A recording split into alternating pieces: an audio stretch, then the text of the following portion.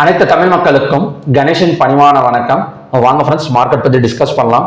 So நேற்று market எல்லாமே கொஞ்சம் பாசிட்டிவ் க்ளோசிங் சொல்லலாம். பேங்க் நிஃப்டி ஒரு 700 points, Nifty 225, fin Nifty 360, Sensex 715 எல்லாமே பார்த்தீங்கன்னா பாசிட்டிவ் க்ளோசிங். இதுக்கான மெயின் ரீசன் நமக்கு தெரியும். ஆர்பிஐ இன்ட்ரெஸ்ட் ரேட் அன்சேஞ்சு கொடுத்துருந்தாங்க. ஆல்ரெடி நம்ம அதுக்கு முன்னாடி நாளே ப்ரிடிக்ஷன் வீடியோவில் சொல்லியிருந்தேன். ஆர்பிஐயோட ரெப்போ ரேட் அன்சேஞ்சு வரதுக்கான சான்சஸ் இருக்கு அப்படின்னு சொல்லியிருந்தேன். எதனால அப்படின்னா ஆல்ரெடி ஜிஎஸ்டி ரேட் கட்டும் நடந்திருக்கு. ஸோ ஜிஎஸ்டி ரேட் கட்டுனால கவர்மெண்ட்டுக்கு நிறைய லாசஸ் சொல்லி அவங்களே என்ன சொல்லியிருந்தாங்கன்னா அனௌன்ஸ் பண்ணியிருந்தாங்க. இந்த சமயத்தில் இதுவுமே பார்த்தீங்கன்னா ரேட் கட் பண்ணால் இன்னும் கொஞ்சம் லாசஸ் நடக்கும். அதனால பார்த்தீங்கன்னா அன்சேஞ்சு தான் வரதுக்கான சான்சஸ் இருக்குன்னு சொல்லியிருந்தா அதே மாதிரி தான் நடந்திருக்கு. அன்சேஞ்சு வந்தும் கூட எதனால இந்த அளவுக்கு பை எடுத்திருக்காங்க அப்படின்னா, அப்போ எல்லாரும் என்ன எதிர்பார்த்திருக்காங்க, 5.5%லேருந்து ஒரு 5.7%, 75%, இல்லை 6%, 25 பேசிக்ஸ் பாயிண்ட், 50 பேசிக்ஸ் பாயிண்ட் எல்லாம் ஏத்துறதுக்கு தான் சான்சஸ் இருக்கு அப்படிங்கிற மாதிரி மார்க்கெட் எதிர்பார்த்திருக்காங்க. அதனால ஏத்துல அன்சேஞ்சு இருக்கிறது அப்படியே இருக்கட்டும் சொன்னனால அது வரைக்கும் சந்தோஷப்பட்டுட்டு அங்கிருந்து பார்த்தீங்கன்னா பையிங் ஸ்டார்ட் ஆயிருக்கு. ஸோ இதுதான் பார்த்தீங்கன்னா நேற்று நடந்திருக்கு. இன்னொரு பக்கம் யூஎஸோட parliament shut down, US government shut down ஆயிருக்கு. So US government shut down ஆகிறதுக்கு என்ன காரணம் அப்படின்னா, இப்போ ஒவ்வொரு வருஷத்துக்கும் பார்த்தீங்கன்னா ஒரு என்ன சொல்றோம்னா ஒரு பட்ஜெட் மாதிரி, இப்போ நம்ம நாட்டில் எப்படி பட்ஜெட் தாக்கல் பண்றாங்களோ அதே மாதிரி அந்த நாட்டில் இந்த நாட்டுக்கான செலவை பற்றி ஒரு பட்ஜெட் மாதிரி தாக்கல் பண்ணுவாங்க. அது ஒவ்வொரு வருஷமும் நடக்கும். இது அக்டோபர் 1ஆம் தேதி தான் பார்த்தீங்கன்னா நடக்கிறதுக்கான சான்சஸ் இருக்கு இந்த வருஷத்துல. அப்படி இருக்கிறப்ப இந்த பட்ஜெட் தாக்கலுக்கு பார்த்தீங்கன்னா ட்ரம்ப் அவர்கள் ஒரு பிளான் வச்சிருப்பாரு. அந்த பிளானை அவர் எக்ஸிக்யூட் பண்ணணும் அப்படின்னா அவருக்கு இத்தனை ஓட்டு விழுவணும். இப்ப என்னதான் இவர் பிரசிடென்டா இருந்தாலுமே கூட இவர் சொன்னதெல்லாம் பார்த்தீங்கன்னா அப்படியே நடந்துடாது. ஸோ இவரும் ஓட்டு போடணும், இவங்க பார்ட்டியை சேர்ந்தவங்களும் ஓட்டு பண்ணணும். அதே மாதிரி பார்த்தீங்கன்னா ஆப்போசிஷன் இருக்கிற பார்ட்டியை சேர்ந்தவங்களும் பார்த்தீங்கன்னா ஓட்டு ப்ரெஸ் பண்ணணும்.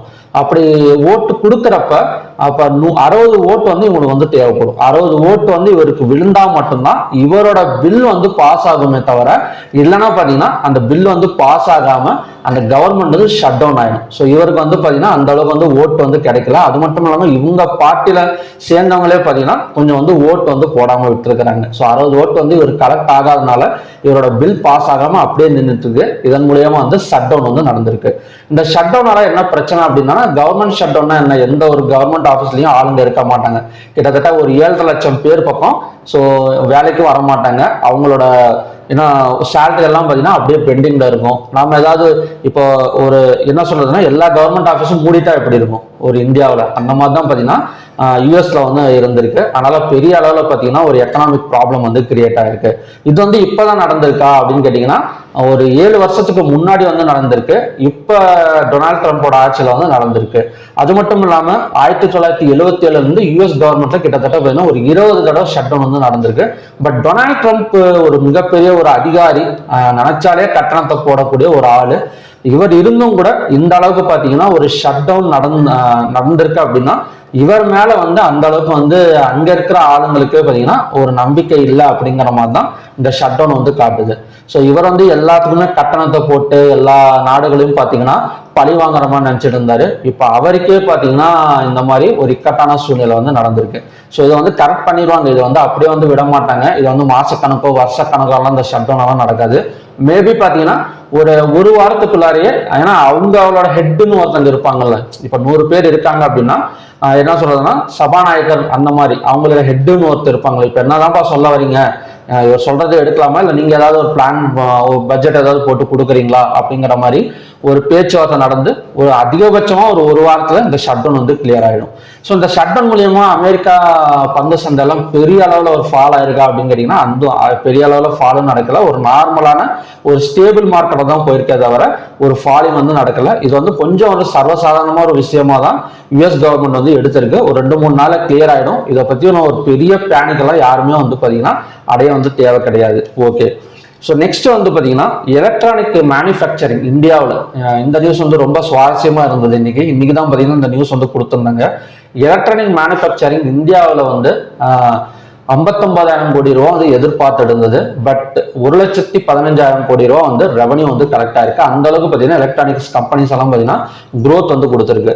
ஸோ இதன் மூலியமா நாளைக்கு எலக்ட்ரானிக்ஸ் கம்பெனி அதை சார்ந்த ஸ்டாக்ஸ் எல்லாம் பார்த்தீங்கன்னா ஒரு கேப்புக்கு வந்து விடுவதற்கான சான்சஸ் வந்து இருக்கு. ஸோ ஓகே ஃப்ரெண்ட்ஸ், நம்ம டெக்னிக்கல்ஸாக டிஸ்கஸ் பண்ணலாம்.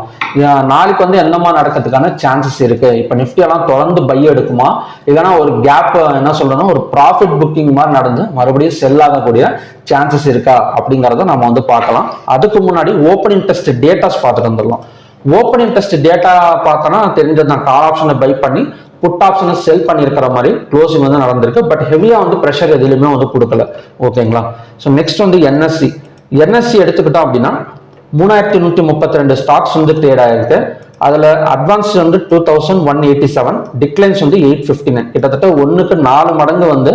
ஸோ ஸ்டாக்ஸ் எல்லாம் பார்த்தீங்கன்னா நல்ல ஒரு பாசிட்டிவ் வந்து போயிருக்கு. அன்சேஞ்ச் வந்து 86, 52 வீக் ஹைல 83 ஸ்டாக்ஸும் 52 வீக் லோல 84 ஸ்டாக்ஸும் இருக்கு. ஸோ ஓவராலா 52 அண்ட் 52 வீக் லோ ரெண்டுமே பார்த்தீங்கன்னா ஒரு ஈக்குவல் பர்ஃபார்மன்ஸ் தான் கொடுத்துருக்கு. அப்பர் சர்க்கியூட்ல 4, லோயர் சர்க்கியூட்ல 6 ஸ்டாக்ஸ். ஓகே. ஸோ ஓவராலா நமக்கு வந்து ஒரு பாசிட்டிவ்ல தான் மார்க்கெட் வந்து க்ளோசிங் வந்து கொடுத்துருக்கு. செக்டார் வைஸ் எடுத்துக்கிட்டோம் அப்படின்னா தெரிஞ்சது தான், இந்த ஆர்பிஐ ரிசல்ட்னால எந்த செக்டார் நல்லா growth கொடுக்கும் அப்படின்னா பேங்க் நிஃப்டி, ஃபின் நிஃப்டி, இந்த ரெண்டு செக்டாருமே 712, 360 பாயிண்ட்ஸ், கிட்டத்தட்ட 1.3% மேலே கொடுத்துருக்கு. ஸோ அது மட்டும் இல்லாமல் நிஃப்டி ஹெல்த் கேர் வந்து ஆல்ரெடி ஜிஎஸ்டி கிடையாதுன்னு சொல்லிட்டாங்க. ஸோ இதுவும் பார்த்தீங்கன்னா கொஞ்சம் ப்ளஸ் பாயிண்ட் தான், 5.5%. ஸோ அதனால அதுவுமே பார்த்தீங்கன்னா 1.27% வந்து growth கொடுத்துருக்கு.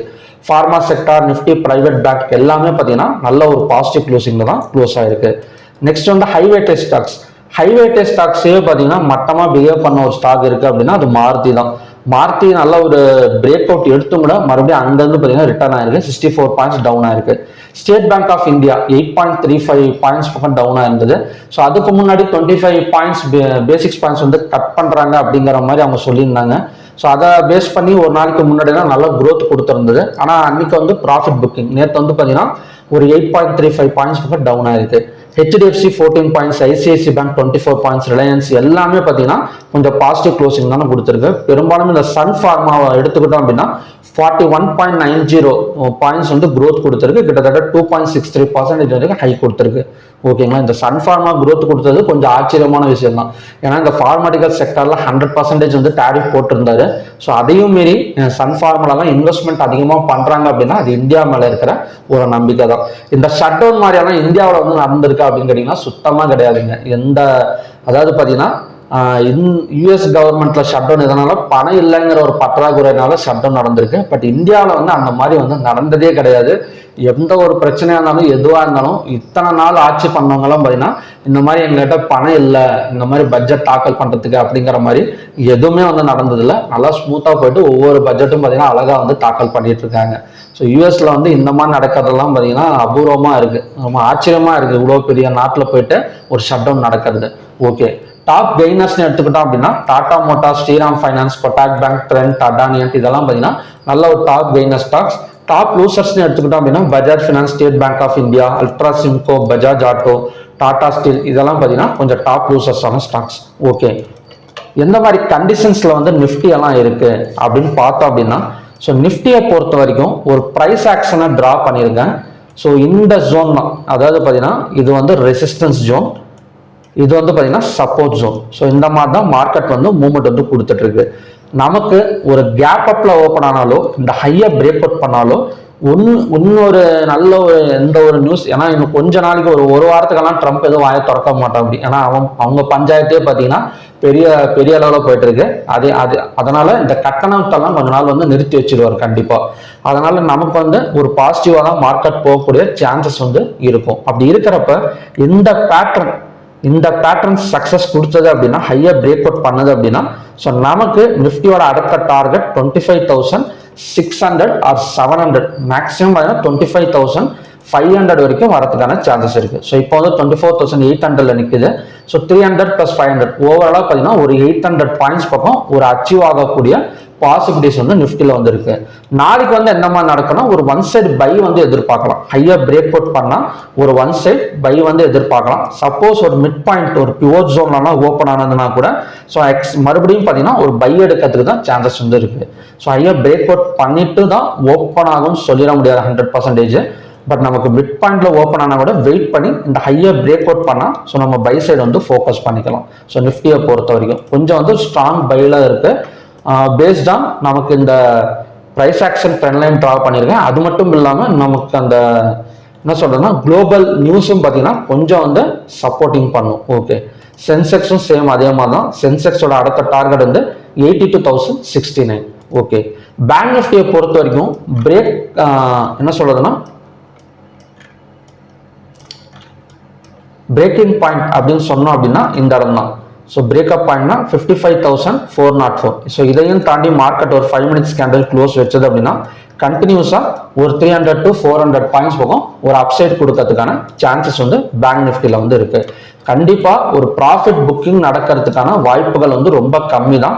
ஸோ தொடர்ந்து அடுத்தடுத்து நம்ம ஃபின் நிஃப்டியாக இருந்தால் கூட ஃபின் நிஃப்டியோட பிரேக் அவுட் பாயிண்ட் வந்து 26,460. ஸோ அதை பிரேக் அவுட் பண்ணால் கண்டினியூஸாக ஒரு 300 to 400. So Nifty mid cap எல்லாம் ஒரு சப்போர்ட் எடுத்திருக்கு, ஒரு ட்ரிபிள் பாட்டம் சப்போர்ட் எடுத்திருக்கு. ஸோ இதோட அடுத்த ரெசிஸ்டன்ஸ் ஜோன்லாம் பார்த்தீங்கன்னா 13,000. ஸோ இதுவுமே பார்த்தீங்கன்னா நமக்கு வந்து ஒரு 300 பாயிண்ட்ஸ் மிட் கேப் நிஃப்டியெல்லாம் ஒரு அப்சைட் கொடுக்கறதுக்கான சான்சஸ் வந்து மிட் கேப் நிஃப்டியில் வந்து இருக்கு. ஸோ நமக்கு வந்து ப்ராஃபிட் புக்கிங் நடக்கிறதுக்கான சான்சஸ் வந்து ரொம்ப கம்மி. இப்போ ஏறி இருக்கிற இந்த ஒன் டே கேண்டில் வந்து தொடர்ந்து வந்து நமக்கு அப் கொடுக்கறதுக்கான சான்சஸ் தான் ரொம்ப இருக்கு. ஒரே நாளில் வந்துருமான்னு தெரியல. மேபி ஒரு 1 வீக் ஒரு 4 டேஸ்க்குள்ள டைம் எடுத்துட்டு இந்த 25,500 எல்லாம் ரீச் ஆகக்கூடிய சான்சஸ் வந்து நமக்கு வந்து நிஃப்டியில் வந்து இருக்கு பேஸ்ட் ஆன் இந்த டைப் ஆஃப் பேட்டர்ன், இந்த பேட்டர்ன். ஓகேங்களா? ஸோ இதனால 25,500 தான் ரீச் ஆகக்கூடிய சான்சஸ் வந்து கூடிய சீக்கிரத்தில் வந்து இருக்கு. ஓகே, ஸோ ஓகே ஃப்ரெண்ட்ஸ், நாளைக்கு Friday market higher break out பண்ணால் கண்டினியூஸாக பை ஆகக்கூடிய பாசிபிலிட்டிஸ் வந்து இருக்கு. மறுபடியும் பார்த்தீங்கன்னா நல்ல ப்ரிடிக்ஷன் வீடியோட நான் உங்களை மீட் பண்ணுறேன். நன்றி, வணக்கம்.